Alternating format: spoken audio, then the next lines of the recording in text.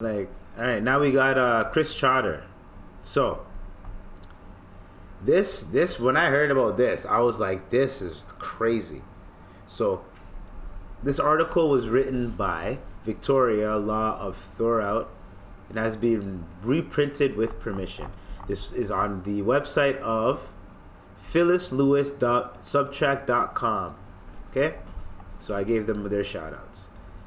Christopher Naeem Trotter had 3 months left in prison.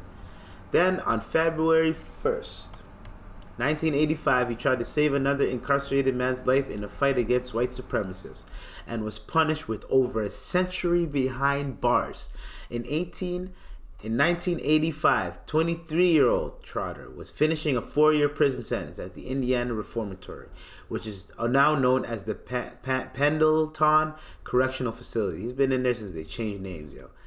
That February morning, 38 years. So when Tax Stone was born, when Tax Stone was born, around that year when he was born, that nigga was in the, that's when he went in the bin, and he's still in there, I think. I don't know yet. 23-year-old Trotter, well, we haven't finished the article. 23-year-old Trotter was finishing a 4-year prison sentence at the Indiana. Yep. This February morning, he reminded himself that soon he would be home and able to take care of his mother, whose mental health had been declining.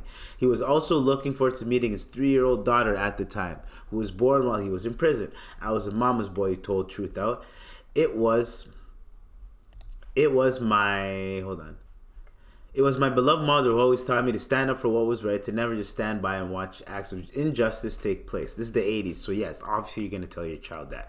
As a child, she had shielded both his brother and mother from his father's violence, and that morning, though he didn't know it, would act to protect someone else and pay for it with his freedom. First, he smelled mace. He knew from experience that could only mean that the prison guards were using it against other incarcerated men. Then he heard men hollering, "They're killing Lincoln Love, they're killing him." Trotter knew Lincoln Love, known to his... I said Lincoln Love, like that. Lincoln Love, there we go. Trotter knew Lincoln Love, known to his peers as Lokmar Abdul Wadud. Love was a jailhouse lawyer, or an incarcerated person who helped others in their legal work. That morning, according to Rodney Jones, who was in the cell directly across from Love, guards arrived at Love's cell and ordered him to cuff up and prepare to be handcuffed and have his cell searched. Before Love could rise from his bunk, several officers entered his cell and started beating him. They continued to beat him after handcuffing him, and he was even unconscious. Even after he was unconscious. So, it was unusual. Trotter and several other men who had been incarcerated during that time arrested that staff brutality, particularly against black men, was rampant. 2 years earlier, people at the reformatory had filed civil rights complaints. So this is a thing that happens. So, at the reformatory, more officers confronted them. So basically, what happened was that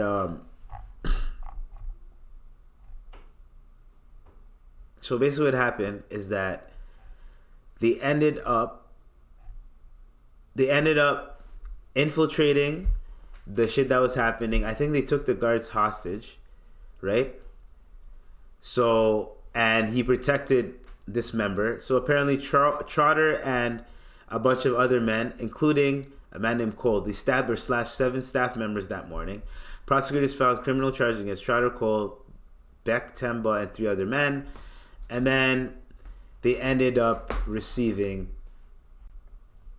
multiple prison sentences. So Cole, who had 3.5 years left on his sentence, was acquitted of attempted murder but convicted of 4 counts of criminal confinement, each carrying a 20-year sentence, and rioting. The judge sentenced him to a total of 84 years.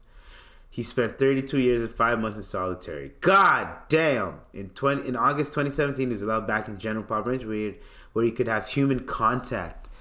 Since 1985, his release date is 2038. By then, he will be 79. Trotter, who had been looking for to take care of his mother, was convicted of attempted murder, criminal confinement, and rioting. He was sentenced to 142 years. Whew. In 1990, the Indiana Supreme Court upheld Trotter Cole's convictions, and each charge carried a maximum. And acquitted of all else. So Baktemba was acquitted, and he was released in the mid 1990s. So is Christopher Rodder out? Christopher Trotter. Let me look this up. Chris Trotter released. Because, oh, wow. Resentenced to 100, okay. He's still in. He's still in the bin. So, Chris Trotter is still in there because he caught more than the other guy. So Chris Trotter is still in there. God damn. I think. Yeah. God damn, that sucks. So he defended. There's a lot of injustice going on. He defended a guy. Basically, what I was gonna say is I didn't think the article was gonna be that long. Pause. I was gonna say is imagine you're about to leave prison. You literally have 3 months left, 3 days left, 3 weeks, whatever, three or something left of your prison sentence. And instead of saying, you know what, I'm gonna chill and I'm gonna get out in 3 months, I can see my family, my daughter. Let me do it for my daughter. You said, nah, I have to stand up because at the end of the day, I could not sleep at night knowing that I could have done something. Oh, that's crazy. That's a hard decision. Go see your family and maybe you might not be able to sleep at night knowing that that man died and you could have done something or do something. Now, he didn't have to do something because a bunch of people joined, but maybe he was the spark to make it happen, but people are probably going to join regardless if there have been complaints of it happening. So I would have stood back for my family. I would have stood back, man. No one's trying to do 142 years for anything. He probably regrets that decision. Probably like, yo, I should have held back and not done anything. Because the other guy, he's out. And he probably went harder than the other guy. And since he went harder than the other guy, you know what I mean? So free him. Hopefully, I don't know if he's out, but free him. If he's out, thank God. If he's not, then goddamn. Anyways, that is crazy. That is crazy. To know that. You know what I mean? Yeah. So that was a dose of Ebes is basically, would you want to spend the rest of your life regretting an action? Or would you rather just take the high road? Yes, you may not. Either way, you're going to regret the action. Which regret is worse? Right? What are you going to regret the most?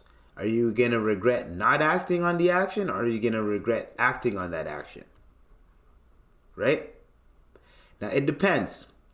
That situation, I would regret doing that.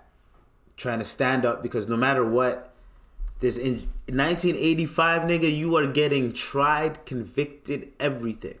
2020, you're going to get like aggravated assault with bodily harm. You're probably going to get an additional 12 years on your shit.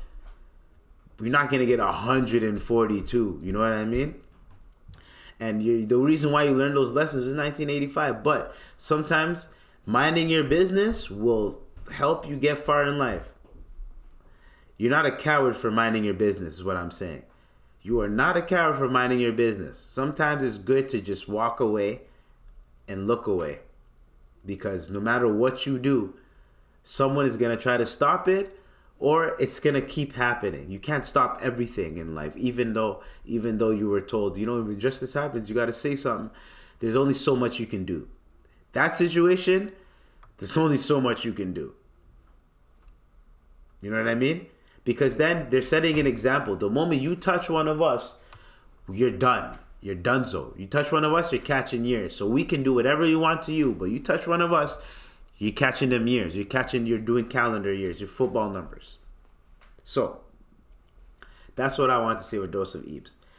Do not regret your actions and your decisions. Look away and mind your business sometimes. Sometimes say something. Sometimes you don't have to, right? I had another dose of Ebes topic, but we're already an hour in and I'm hungry. So you already know what to do with it is. This was the IVP with Dr. IBZ. We are done. Love, peace, and blessings. Hopefully we can make it through another week, inshallah. Hopefully everything goes well for y'all and for me. Love, peace. Y'all stay tuned, stay blessed, and stay safe. Adios. Peace. Andale. Masalam. Bye.